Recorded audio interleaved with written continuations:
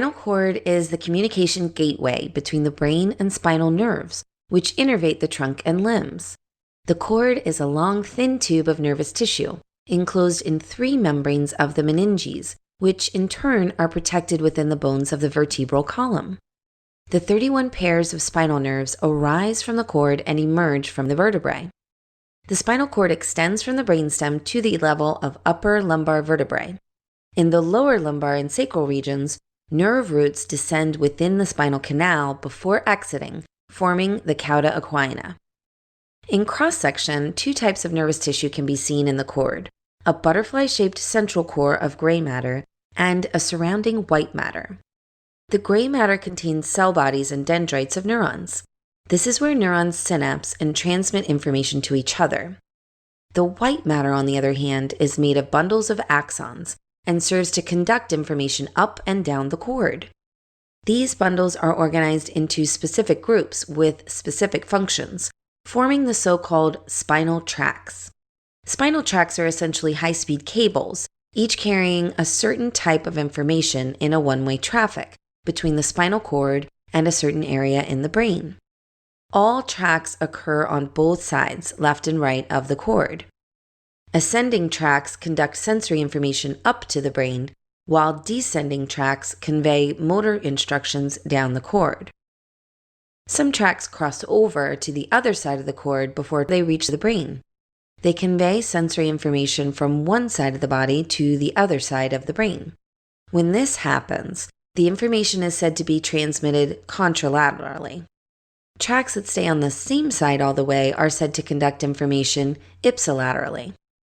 Spinal nerves are mixed nerves. They contain both sensory and motor fibers. These fibers are separated shortly before they reach the spinal cord.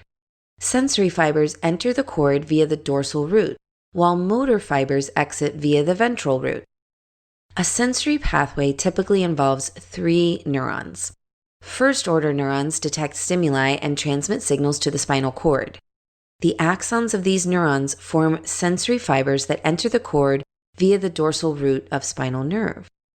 Inside the cord, first-order neurons synapse with second-order neurons, which ascend a specific tract to the brainstem, or further up to the thalamus.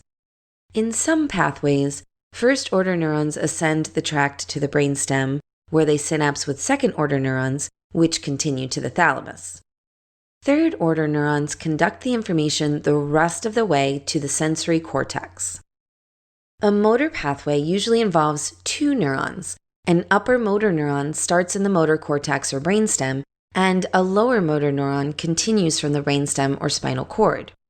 They conduct motor instructions down along a specific descending tract. The axons of lower motor neurons exit the cord via the ventral root of spinal nerve, where they continue as motor fibers to effector organs. The spinal cord is also responsible for fast, involuntary responses of skeletal muscles, called somatic reflexes.